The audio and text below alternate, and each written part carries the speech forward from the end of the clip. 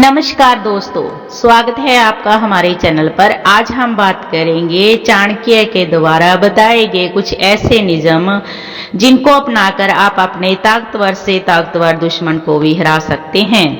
चाणक्य कहते हैं कि अगर आपने ये 6 नियम अपनी जिंदगी में अपना लिए तो कोई भी दुश्मन आपके सामने टिक नहीं पाएगा।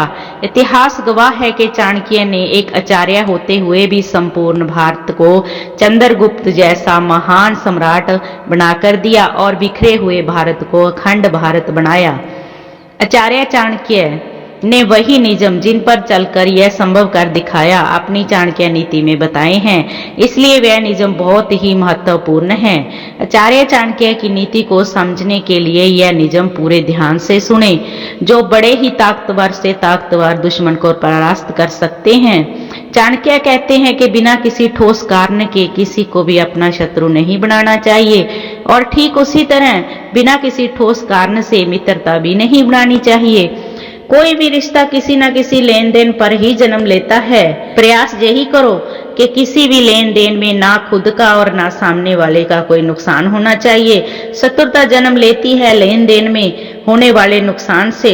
शत्रु यदि आपके जीवन में संकट का कारण बन जाए तो अपनी आत्मरक्षा के लिए शत्रु को हराना जरूरी होता है, उससे युद्ध करना भी उचित होता है। चाणक्य जीवन के यह सार 6 नियम को समझना है। सबसे पहला नियम संधि। इसके लिए सबसे पहले यह समझ लो कि ना तो सबसे लड़ा जा सकता है और ना ही सबसे जीता जा सकता है। इसलिए जो अपने से ज्यादा ताकतवर हो, या बराबर हो, या फिर कम ताकतवर हो, सबसे ऐसा तालमेल बनाकर रखें कि जिसमें ना उनका कोई नुकसान हो और ना ही आपका।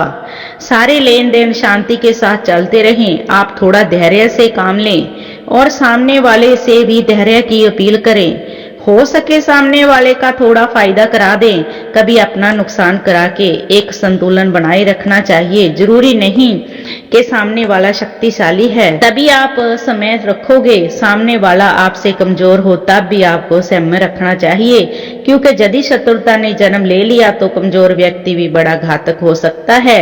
दूसरा महत्वपूर्ण नियम है विग्रह। उस समय का प्रयोग है जब आपके शत्रु एक नहीं, इससे कहीं ज्यादा आपके विरोध में आ जाएं, तब आपको ऐसी योजना बनानी पड़ती है कि शत्रु के में फूट पड़ जाए और आपका शत्रु जिस वजह से ज्यादा ताकतवर है उस वजह को खत्म कर दिया जाए। जैसे आपके शत्रु का कोई मित्र है जो आपके शत्रु को चला रहा है, तो आपको उन दोनों को अलग करना है, जिससे आपके शत्रु की शक्ति आधी हो जाएगी और उनका मनोबल भी टूट जाएगा।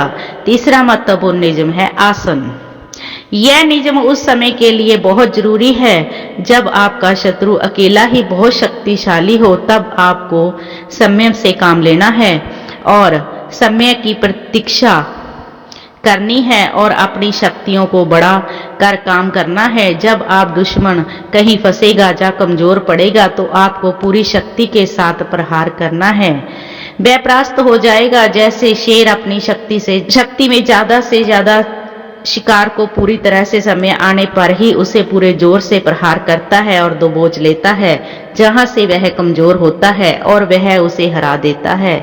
इसलिए शत्रु की किसी न किसी कमजोरी पर वार करो। आचार्य चाणक्य ने भी यह भूल की थी कि अकेले ही उन्होंने हड़बड़ाहट में धनार्जन जैसे शक्तिशाली राजा पर सीधा वार कर दिया और वो हार गए और बुरी तरह से फंस गए। और फिर चाणक्य ने स्वयं को साधा प्रतीक्षा की और अपनी शक्ति बढ़ाने के लिए चंद्रगुप्त को छोटे छोटे राज्य जितवाए और सही अवसर मिलते ही धनाधन को नष्ट कर दिया। अब समझते हैं चौथा नियम ज्ञान। यह नियम तभी किया जाता है जब यह निश्चित हो जाए कि आप ही जीतने वाले हैं, संभावना आपकी ही जीत की है, तो यह तुरंत आक्रमण करने का नियम है। आक्रमण करके शत्रु का जितना ज्यादा हो सके उतना नुकसान करो। पहली शर्त यही है कि जीत की पूरी संभावना आपकी ही होनी चाहिए। दूसरी शर्त यह है अब आपके प्राण ही संकट में हो तो आक्रमण करना ही पड़ेगा। इस नियम का प्रयोग बहुत ही सोच समझकर करना चाहिए, क्योंकि दोनों तरफ से ही हानि होती है, जान की भी और धन संपदा की भी। 5वां नियम है संशय। यह नियम उस स्थिति के लिए अनिवार्य है जब आपका शत्रु इतना शक्तिशाली और विशाल हो, आप कुछ भी कर लो उसका कुछ नहीं बिगाड़ सकते। यह नियम उपयोग में लाने के दो तरीके हैं। अगर शत्रु इतना शक्तिशाली है तो उसकी शरण में चले जाओ, उसको स्वामी बना लो, खुद को उसका दास बना दो और उसके पूरे विश्वास में लेकर धीरे धीरे उसकी जड़ों को काटते रहो। इसका बहुत ही सुंदर उदाहरण है शकुनी। जब महाराज धृतराष्ट्र ने शकुनी के पुत्रों को भूखा रखकर एक एक करके मारा था, तब शक्ति की प्रतिज्ञा ली थी कि संपूर्ण कुल को नष्ट करने के लिए। शकुनी बुद्धिमान थे, उन्होंने महाराज का दास बनकर पूरे के पूरे कुल को मिटा दिया और बिना युद्ध किए अपनी प्रतिज्ञा पूरी की।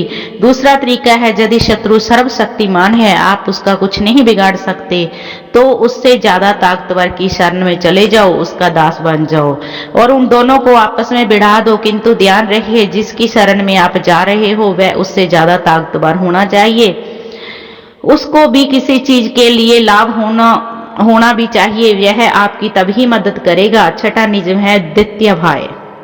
इस नियम में ऐसा सौदा या लेन देन किया जाता है जिससे शत्रु को यह लगना चाहिए कि फायदा उसका ही हो रहा है, किंतु आप जानते हैं कि उसका नुकसान उसे कितना होने वाले है, और अपने मित्र से ऐसा व्यवहार करें जिससे सबको लगे कि आपके मित्र का नुकसान हो रहा है और शत्रु को यह लगे कि ऐसे में उनका फायदा है। शत्रु को कमजोर करने का यह उपाय बड़ा ही अचूक है। आपका शत्रु स्वयं को विजय मानकर निश्चित हो जाता है, उसका ध्यान आपकी नीतियों पर जाता ही नहीं। उसे लगता है कि आप बेवकूफ हैं, उसे नहीं जीत सकते, किंतु आप पूरी योजना से तैयारी कर रहे हैं। तो यह आचार्य चाणक्य के महत्वपूर्ण शक्तिशाली नियम ज्यादा ताकतवर दुश्मन को हराने के लिए। अगर आपको हमारे द्वारा दी गई जानकारी अच्छी लगी हो तो प्लीज वीडियो को लाइक और चैनल को सब्सक्राइब कर दें। धन्यवाद। मिलते हैं अगली वीडियो में। नमस्कार।